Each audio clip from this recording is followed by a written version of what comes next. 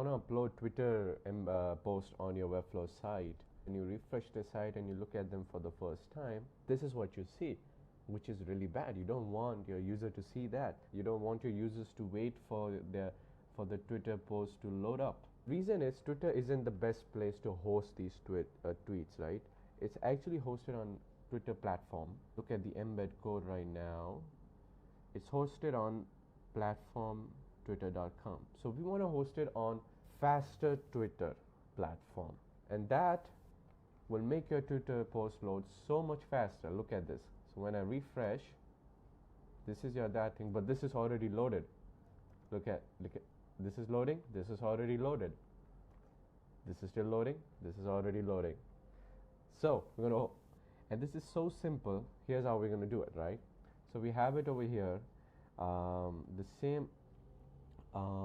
Let me just delete these things, and I will copy the same embeds that I have here, copy them and paste them right here. How did I get these embeds? Is pretty simple. I'm just going to go to Twitter, find my post that I want. Okay, so let's say I want to embed the tweet from Carbaza. I'm going to go here, select embed, and it's going to open publish.twitter.com. Now here is where I'm going to copy this code and then go to Webflow and then just paste it right here. But here in platform.twitter, I'm just going to add faster. Faster Twitter. That's it. Go ahead and save it. And for my next embed, faster Twitter. Next, faster Twitter. And that is it. And then when you publish this site,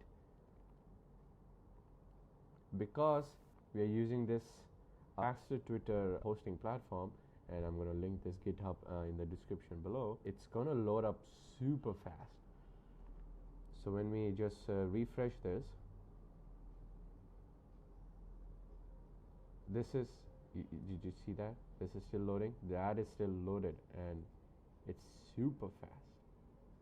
It's so much better than the generic way of embedding a Twitter post. How cool is this? So that's it. That was the quick tutorial on this, and I'll have this cloneable link down below as well. You can check it out. So guys, thank you for watching this, and stay tuned for more tutorials like these. Bye.